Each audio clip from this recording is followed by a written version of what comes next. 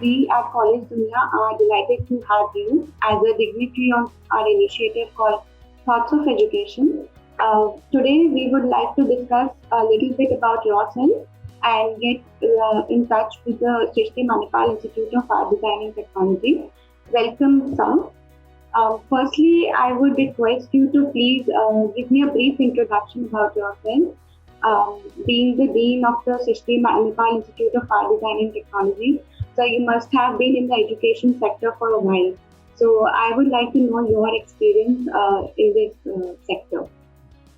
So, good morning and thank you for having me. Srishti Manipal Institute has evolved over the last 20 years. And a lot of people who work here at, say, dean level or at senior faculty positions, etc., all come from a variety of backgrounds. Because design itself has so many interdisciplinary fields within it. So my own background is in editorial design. I have had a practice and I have worked in the sector of media design and digital.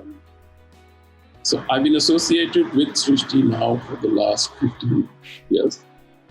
And presently I'm the academic dean who handles the undergraduate final year students before they graduate.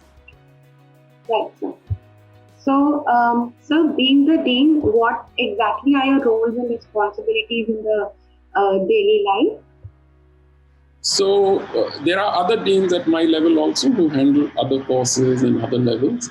So all of us are responsible for both the personal and the professional growth of students during their stay at Srishti.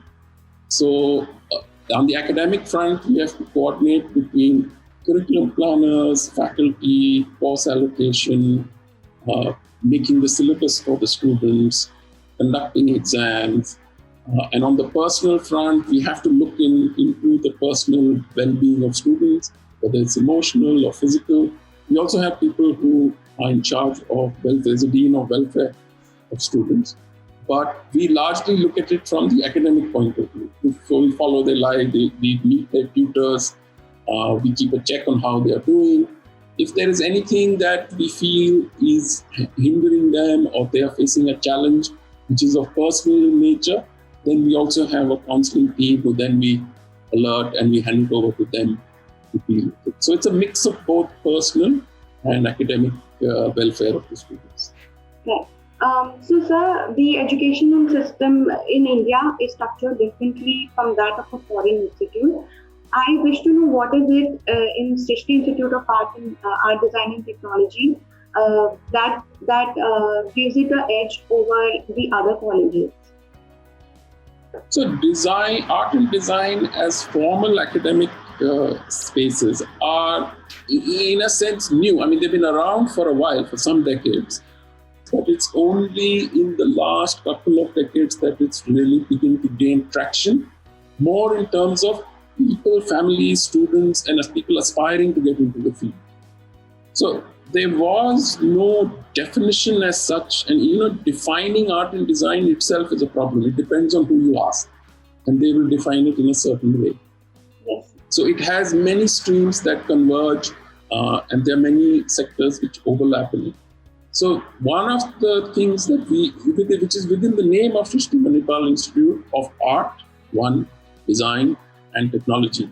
So these three things, when they come together in different permutation and combinations, and that is what we try and encourage in the learning experience of Srishti, which is we try and get people to appreciate how you can navigate different aspects of art and design despite you having a certain core central skill or sector that you come from.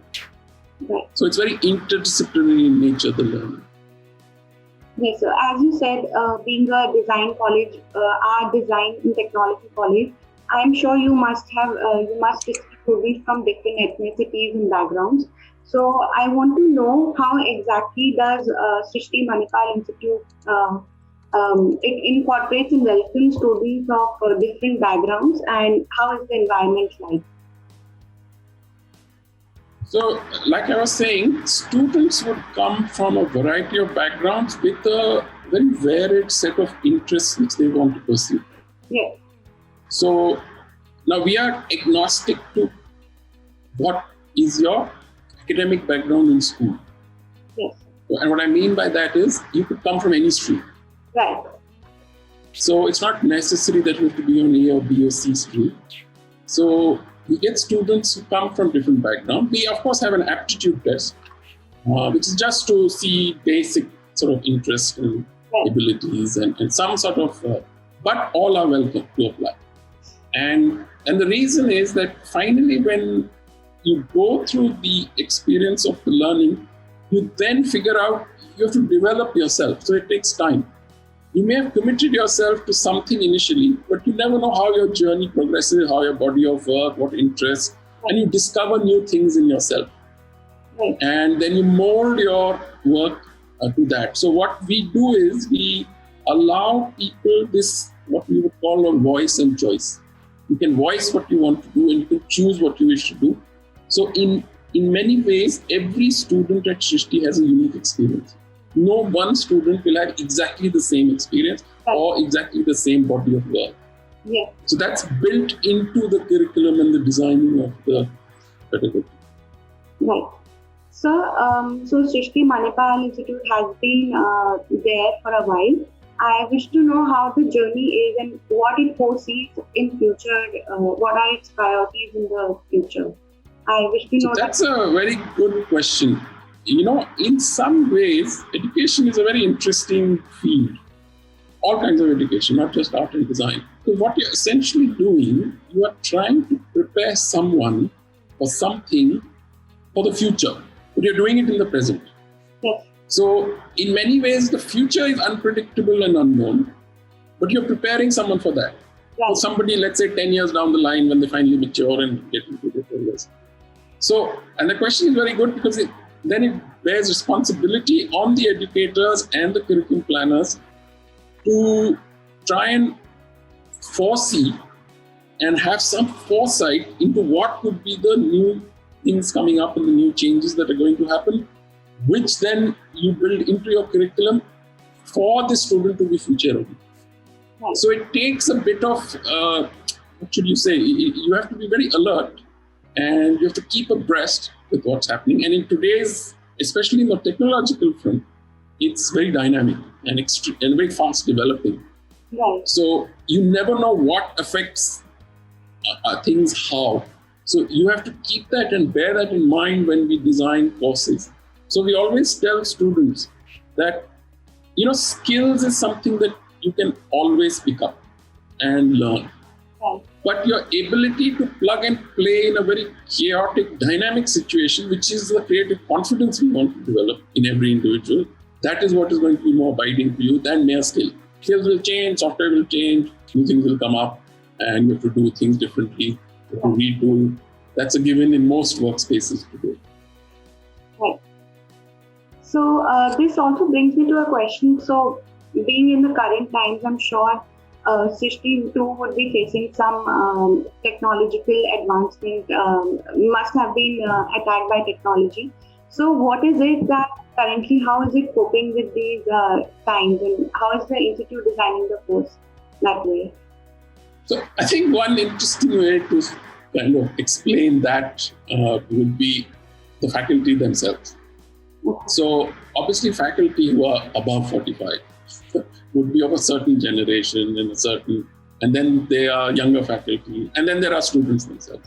Yes. But instead of looking at them as differences between each generation, what they come from, one should see it as an advantage that you have, and we allow for that kind of democratic participatory learning, where every generation who comes with their priorities and interests are all intermingling, and sometimes even clashing with each other. But one thing at Srishti, we don't fetishize technology. It's not that technology is going to provide you all the answers. We've seen that in the world. That you may be the richest and the most developed and you may have all the technology in the world, but you may still have all the human problems that exist around you. So it's more to develop your own personality and self, and that creative confidence which I was talking about. That is more important. Of course, technology is important for you to be alert to and know and be sensitive to and learn things that you need to learn. But that's not the be all and end all of it. After all, at the end of the day, you are human beings with a heart and emotions and aspirations. And then we try and match and develop you both in terms of skills and self-confidence into becoming who you want to be. We don't determine and say this is good or this is bad.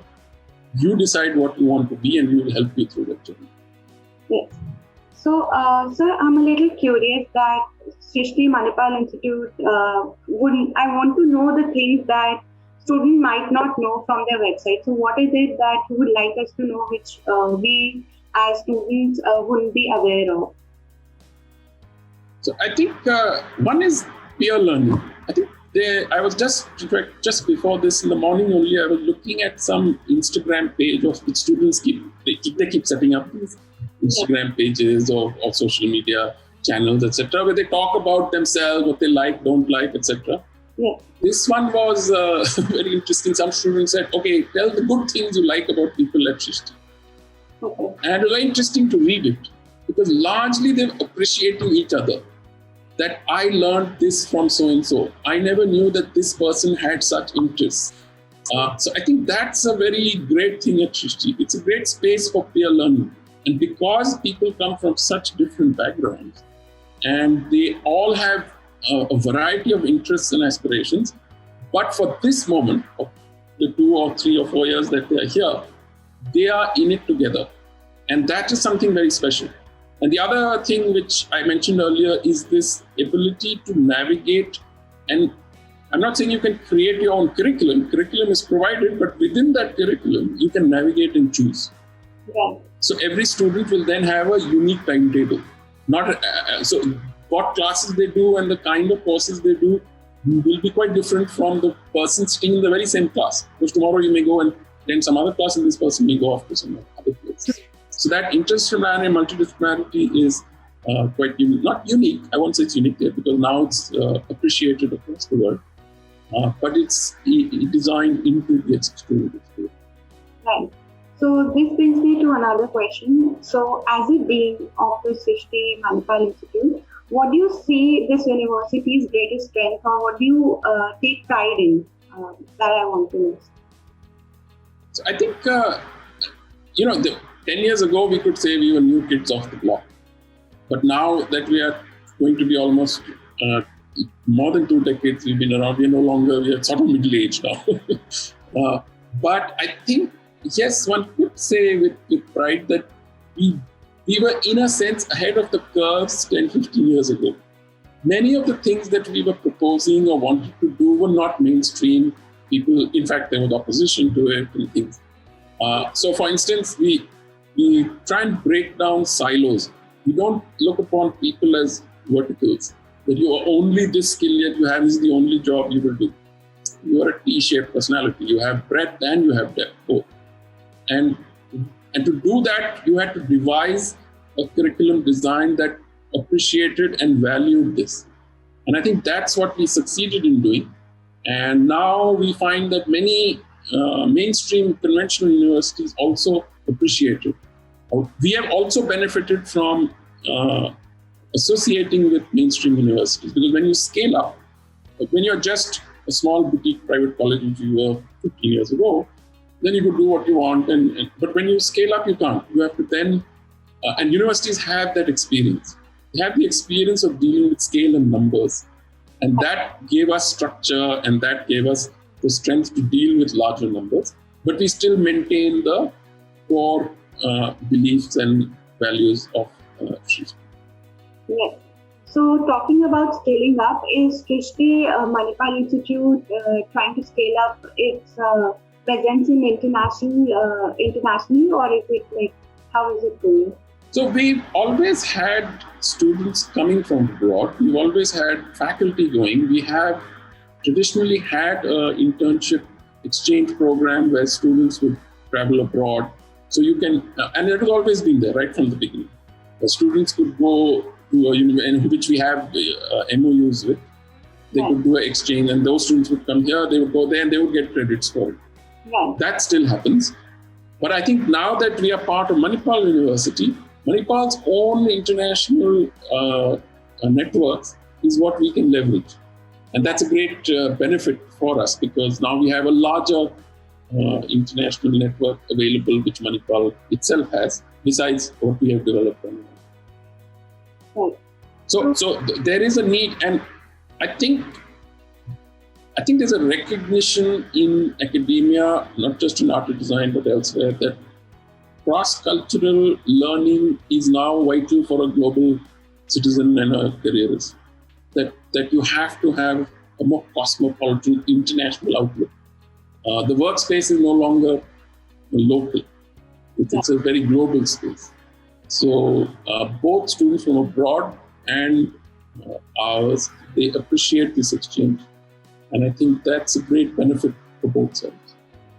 Yeah.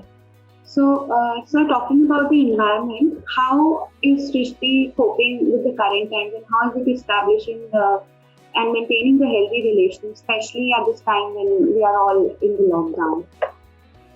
So, yes, I think this is an unprecedented situation. No one expected themselves to be in this. Initially, there was a sort of dismay and people were a bit upset and there was. But I think as we moved along and as we created ways of coping with the situation, one started then appreciating what is possible, and you have to modify, you have to change. You can't teach in the same way that you learn and teach in a face-to-face classroom environment. So we had to have meetings where we had to modify expectations, how we do things, and even take advantage of the technologies which we are using. So a lot of us had to upskill ourselves into using murals and Miro and because art design is not just dealing with the text and reading text, it's about making, thinking, doing. So the doing part, yes, there is limited access now to, say, a studio or a workshop, but you can still, from a learning point of view, there is no compromise. Because at a learning stage, it doesn't matter that you have to make a highly finished product. What is important is how you're thinking, can you visualize it, can you express yourself? Yeah. And that is still possible in a digital environment. Though it has its advantages and disadvantages, but we have to work around it. So, I want to know, what is your one piece of advice you would like to give the current youth or the prospect students, especially the ones who are interested in arts and design for now? So I think one thing is, don't hesitate to check it out and don't hesitate to apply or learn more about it. Because often, for example, a lot of people, students, and maybe that's a fear that is developed in them. When you are 6, 7, 8 years old, no one has any fear of art or design. Children do it naturally. But the moment you become older, then there are standards. This is good, this is bad, and then people sort of internalize that. And okay, I can't draw very well, I'm useless, and therefore I should not be going into this field. But that is not true. Drawing is, at the end of the day, just thinking with a pencil. You may not be a Leonardo da Vinci's level of skill in terms of drawing, but you can still think using a pencil, and you can still articulate yourself. Right. So I'm just giving one example. There are many such fears and anxieties which people have. So if there is a broad interest in this field, and storytelling excites you, expressing yourself excites you, making things excites you, you like using your hands, or you like doing storytelling in any media, you should consider this field. And the opportunities are immense. I mean, the creative industry itself worldwide is now one of the biggest contributors to a GDP. So, for instance, UK manufacturing had gone down, but what kept them going was creative industry, and they had invested heavily in it in terms of education and promotion and things. So, two big, large growing economies like India and China are now going to have more and more opportunities provided. And in fact, a lot of the people in the West, even we have people who come to our educational spaces, not just workspaces, who are now finding it interesting to work here rather than work there. So it's a change scenario, and I would encourage all students to be open to the idea of appreciating this field, if not joining and design practitioners. So this brings me towards the end of the interview. So is there anything you would particularly talk about in the arts and design industry in India and how it is perceived as in general? So I think, I can take my own example. Remember when I decided to join design, people used to say, "Ye kya field hai? What is this? What?" And I once remember, which I found quite horrific, which is, "Oh, for film ke billboards paint karoge aap?" In those days they used to paint, they used to do by hand and things. So I said, no, it's a much more wider and varied field. And I think this appreciation is now recent, partly because families, students, middle class families who largely apply to Srishti are consumers of both media and consumption of processes, products, systems, services a lot. So they do now appreciate that there's lots that goes behind design. It's not just the limited sense of only fashion, only graphic design. There are a few things that people know, which is more the front end, which people are aware of and they can see it. That there is much more to design, and that engineer can make something, can make it work perfectly and perform all the functions. But finally, when it comes to buying and appreciating and enjoying what that product does, that then role that design does. What is the consumer psychology behind it? What are the ergonomics behind it? What is the aesthetics behind it? And then the engineer comes looking for designers. And then there is the art world itself. That people have this hesitancy of, if you're going to join art, then how are you going to have a career? But today, artists, designers, any kind of creative person has many more opportunities than ever before. So it's certainly a very growing sector, and even in a recession time, or when manufacturing or more core sectors are not doing too well, creative industries are always doing well. And you have seen that across the world. Right. So what are the sectors that students actually join in after graduating from Srishti Manipal? So that's very wide and very large. From creative manufacturing to creative coding.